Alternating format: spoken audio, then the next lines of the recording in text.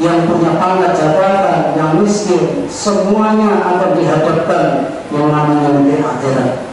Karena tambah hari, tambah dekat pertemuan kita dengan pemimpin kita yang mulia Nabi Muhammad sallallahu alaihi wasallam, maka semestinya tambah hari kita tambah memperbaiki hubungan rohani kita dengan baginda Nabi Muhammad sallallahu alaihi wasallam dengan cara menghidupkan sunnah-sunnah beliau, membaca banyak salawat siang maupun malam kepada baginda Nabi Muhammad sallallahu alaihi wasallam, mencintai baginda Nabi Muhammad sallallahu alaihi wasallam, mencintai sunnah-sunnah baginda Nabi Muhammad sallallahu alaihi wasallam, mencintai perjuangan Rasulullah sallallahu alaihi wasallam.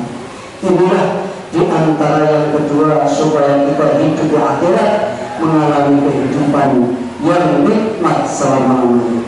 Hadirin yang dimuliakan Allah Subhanahu wa taala, tambah hari tambah dekat perjumpaan kita dengan Allah Subhanahu wa taala. Jadi sesungguhnya kita ini makin hari makin dekat kita jumpa dengan Allah. Maka kita persiapkan betul-betul kita hanya diberi waktu sekitar 60 sampai 70 tahun saja. Semuanya itu untuk mempersiapkan bagaimana Allah ridha ketika kita menghadap kepada Allah Subhanahu wa taala. Apakah kita akan berjumpa dengan Allah Subhanahu wa taala dalam keadaan Allah ridha kepada kita atau tidak, tergantung dengan amalan kita ketika kita waktu menggunakan umur, menggunakan harta, menggunakan waktu yang Allah berikan untuk amal agama atau hanya untuk sekedar mencari kesenangan dunia. Itulah yang dimuliakan Allah Subhanahu wa taala yang harus kita persiapkan bagaimana tambah hari kita tambah bertobat kepada Allah Subhanahu wa taala. Karena Allah mencintai hambanya yang bertobat. Jadi orang-orang yang bertobat ini orang yang dicintai oleh Allah, orang yang diridhoi oleh Allah. Setiap berbuat kesalahan ini kita tobati untuk tidak mengulangi lagi. Inilah orang-orang yang dicintai oleh Allah. Jemaah yang dirahmati Allah Subhanahu wa taala, tambah hari semakin tambah usaha kita untuk meninggalkan seluruh amalan-amalan yang tidak disukai oleh Allah. Jadi amalan-amalan yang tidak disukai oleh Allah kita tinggalkan, amalan yang diridhoi Allah kita tinggalkan. Seperti halnya pada siang hari ini kita melaksanakan perintah Allah yang berupa sholat Jumat. Siapa berangkat dari rumah sudah berwudu, maka setiap langkah dihitung seperti ibadah puasa satu hari. Siapa yang berjalan dari rumah menuju masjid, maka diberi pahala seperti sholat semalam subuh. Dan masih banyak lagi hadirin. Maka inilah sunnah-sunnah Nabi yang harus kita kerjakan. Dari rumah mendengar suara azan, segera berwudu menuju masjid, maka pahalanya akan mendapatkan pahala istimewa yang dari Allah Subhanahu wa taala. Jangan menghormati Allah Subhanahu wa taala, maka kita masih di dunia, maka bagaimana dunia ini kita jadikan tunggangan untuk akhirat. Jadi mumpung kita ini masih dihidupkan di dunia, mumpung masih diberi waktu oleh Allah, bagaimana dunia ini kita gunakan untuk tunggangan ke akhirat, menghadap Allah dengan keridhaannya. Peralatan untuk menuju akhirat. Jadi dunia ini kita gunakan untuk peralatan menuju akhirat. Itu bahagia bagaimana caranya?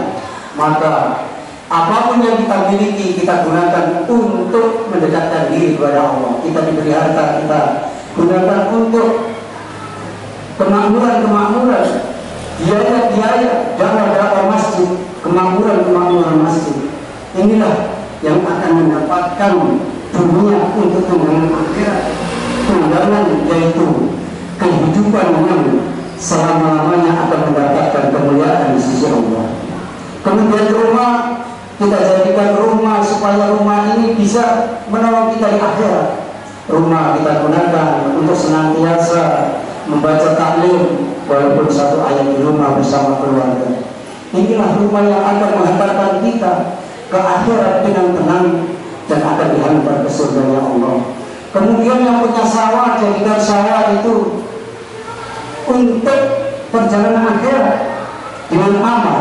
Ketika kita mencangkul di sawah, kita sudah bawa sarung, sholat di sawah, kita mendengar suara adzan, kita sudah berhenti sebentar, kemudian melaksanakan sholat, maka sawah menjadikan penghantar ke akhirat dengan penuh kebahagiaan. Anak juga kita jadikan bagaimana anak ini bisa menolong kita di akhirat. Caranya kita didik ilmu agama. Kalau tidak bisa mendidiknya sendiri, kita serahkan kepada pesantren atau TPI yang ada di mushola dan masjid. Inilah anak yang akan bisa menolong kita di akhirat. Kemudian istri-istri kita jadikan sebuah amal bagaimana istri ini bisa mendekatkan diri kepada Allah.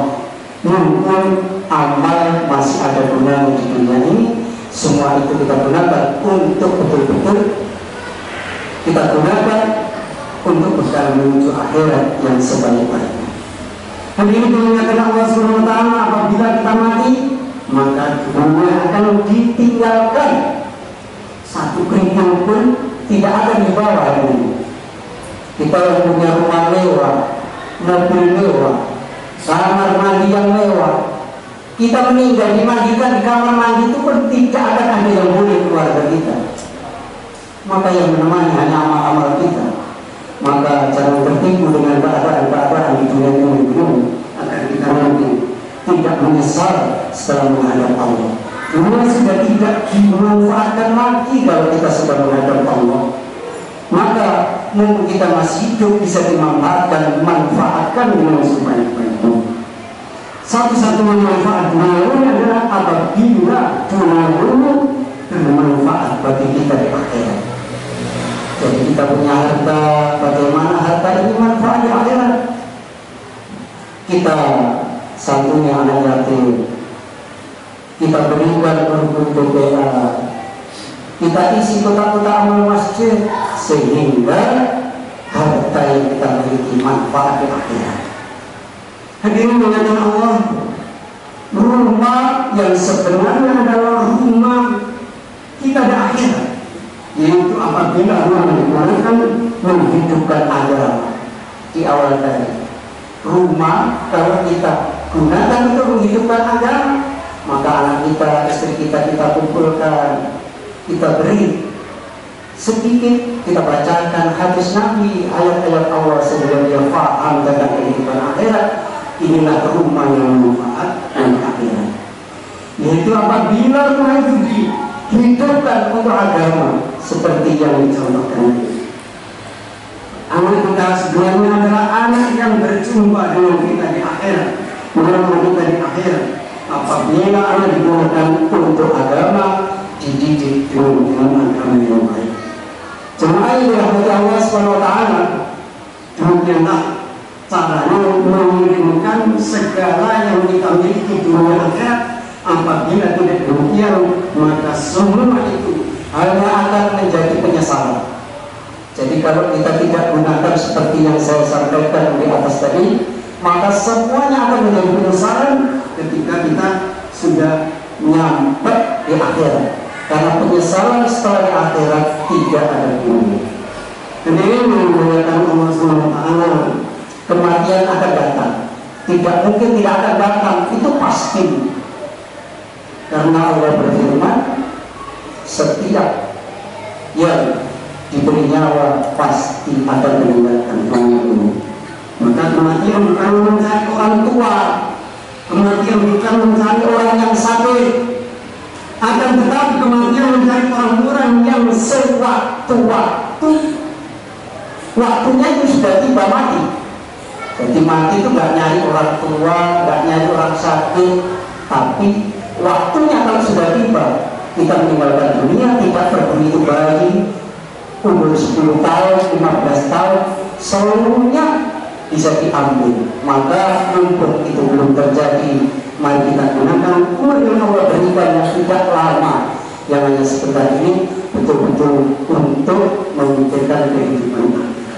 Hadirin yang dimuliakan Allah Subhanahu wa taala, janganlah kesibukan-kesibukan dunia dan keperluan-keperluan dunia menjadikan kita meninggalkan kepentingan akhirat. Karena kepentingan dunia yang begitu menggiurkan, yang begitu menyenangkan, dan itu hanya sebentar, dan itu semuanya akan kita tinggalkan. Maka jangan sampai tertidur semua. Pada akhirnya kita akan mati juga, akan meninggalkan itu semua. Bagaimanapun sibuknya kita, pada akhirnya kita akan pergi ke akhirat. Bagaimanapun kita beralasan, akhirnya akhirat akan tiba juga. Alasan apapun untuk meninggalkan akhirat sebetulnya adalah alasan yang menyelakakan diri kita sendiri. Jadi kalau kita ini punya alasan untuk tidak sampai ke akhirat, padahal itu pasti kita akan alami semuanya, maka jalan terbaik adalah membekali diri kita dengan banyak mengenalkan agama seperti yang dibimbing dan dituntut oleh Nabi Muhammad sallallahu alaihi wasallam. Ini mengenalkan Allah pandangan di akhirat, karena baginda Nabi Muhammad SAW sudah menunggu kita di sana. Wali-wali Allah sudah menunggu kita di sana.